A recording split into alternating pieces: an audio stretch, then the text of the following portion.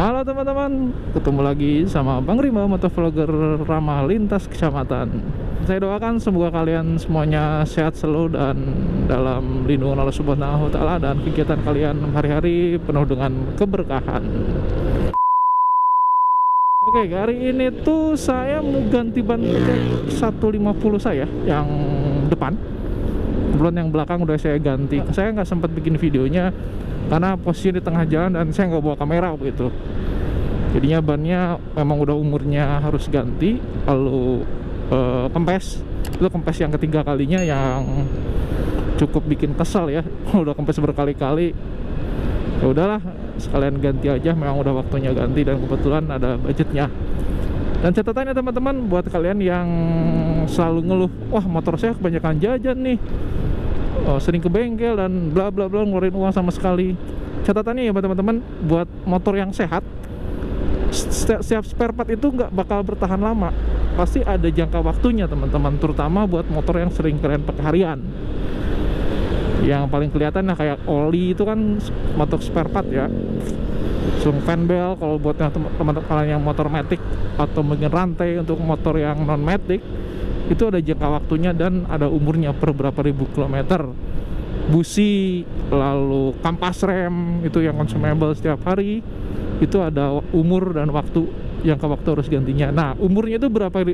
Umurnya itu bukan hitungan waktu hari atau jam, tapi hitungannya per kilometer teman-teman.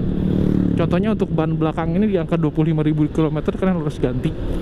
Kalau untuk kampas rem pun di angka 50.000 km harus kalian ganti. Lalu untuk busi itu di angka 10.000 km. Nah, not ya teman-teman, ini pengetahuan saya aja teman-teman. Kalau misalkan saya salah memberikan informasi, tolong dikoreksi. Nah, untuk lebih tahu dan lebih pasti berapa ribu kilometer harus kalian lakukan penggantian spare part, tolong kalian baca buku manual petunjuk kendaraan, buku manual petunjuk motor kalian teman-teman. Kalau misalnya kalian beli baru ya kan dapat bukunya tuh, nah disitu ada keterangannya tuh berjangka waktu berapa harus ganti untuk spare partnya, terutama untuk bahan, untuk spare part yang dipakai berpakai harian. Nah, kalau yang sekarang kebetulan ban saya yang depan ini udah nyentuh di angka 50.000, kalau orang lebih 50.000 km. Karena kalau saya ini termasuk ya bilang apik atau enggak tuh ya. Apik itu apa ya? Apik itu teliti, karena saya selalu mencatat per berapa ribu kilometer harus ganti spare part, misalkan oli, harganya berapa di bengkel mana. Nah, itu sih sering saya catat tuh di handphone. Jadinya saya tahu. Jadinya kita bisa ancar-ancar harga sama ancar-ancar kapan waktu pergantian. Nah, dulu tuh ban ini ban yang kedua kebetulan. Yang kedua harus diganti, berarti sekarang pergantian yang ketiga. Yang pertama itu bawaan PC kan IRC. Bannya seperti ini. Lalu ini kempes di 50.000 sekian waktu itu saya tuh, 20.000 sekian kilometer, udah tipis. Dan kempes tuh yang pertama kali saya udah males buat tambal dan memang harus punya ganti, udah tipis. Lalu diganti ke ban ini FDR Hover teman-teman, bannya seperti ini. Nah, harganya sekitar dulu tuh 300 sekian, nggak nyampe 400, karena harga ban depan sama ban belakang tuh lebih murah ban depan. Nah, ban Hover ini profilnya seperti ini teman-teman. Wah, kalau secara look, secara tampilan keren banget nih ban. Karena memang dikondisikan, dibuat buat kondisi dual purpose, yaitu buat yang jalan aspal, jalan non aspal. Nah, tampil wah keren banget. Tapi ada tapinya nih. Saya nggak akan bahas kelebihannya, saya bahas kekurangannya aja ya teman-teman. Karena kalau kelebihannya ya ini kan pendapat pribadi. Jadi ini pun kekurangannya pendapat pribadi. Nah, ini ketika sudah nyentuh angka 40.000 km atau mulai tipis, ban ini kan profilnya dalam ya teman-teman, lihat nih secara alurnya dalam. Nah, ketika udah mulai gundul, kadang profilnya ini enggak rata antara kiri dan kanan. Ya karena memang ya lihat aja nih, ini lihat yang motor saya nih, sebelah kanannya kayak lebih botak daripada sebelah kiri. Ini nggak ngeri-ngeri sedap. Kadang posisinya sebelah kanan yang lebih botak, sebelah kiri lebih botak. Jadinya si botaknya itu, si dundulnya ini nggak rata. Pengaruhnya apa nih? Jadi pas kita jalan, si stang depan tuh kayak goyang, agak leong kata orang Sunda mah, gimana ya? Kiri kanan. Ini cukup berbahaya buat saya ini. Jadi kalau bawa kenceng, kalau bawa pelan kerasa. Kalau bawa kenceng nggak kerasa nih, tapi kalau udah bawa pelan kerasa nih. Karena kebanyakan motor ini kan dipakai harian nih. jalan yang dipakai ini jalan yang dilalui kebanyakan jalan aspal. Beda cerita kalau misalnya kalian ke pedesaan, kalian dibawa ke jalan yang penuh tanah. Nah, ban ini bawa sangat kepake.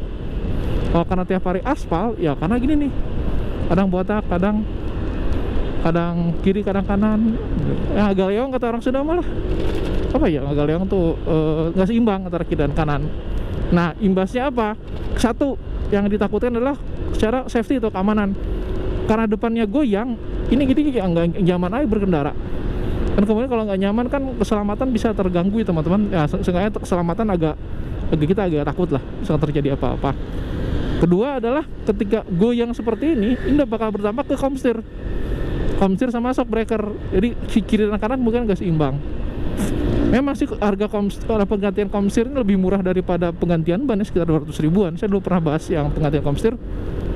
Tapi kalau misalnya udah kena shock breaker, waduh itu mahal banget itu. Lumayan sekitar 700 ribuan gitu. Makanya daripada saya takut lagi untuk makanya kalau makanya daripada saya deg-degan lagi bawa motor ini, udah saya ganti. Saya rencananya itu ganti ke ban yang standar aja. Jadi ban yang alurnya biasa aja, nggak kayak hover ini kan buat yang off-road ya.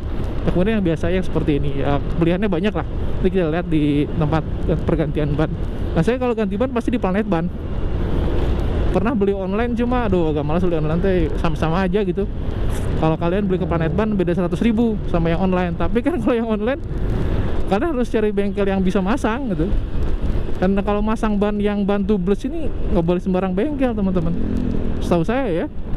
Jadi orang harus cari bengkel yang ada tire chargernya. Seperti ini alatnya kayak gini nih, yang dipakai buat Planet Ban biar pemasangannya lebih presisi. Kalau dipasang manual ngeri takutnya ngerusak pelek.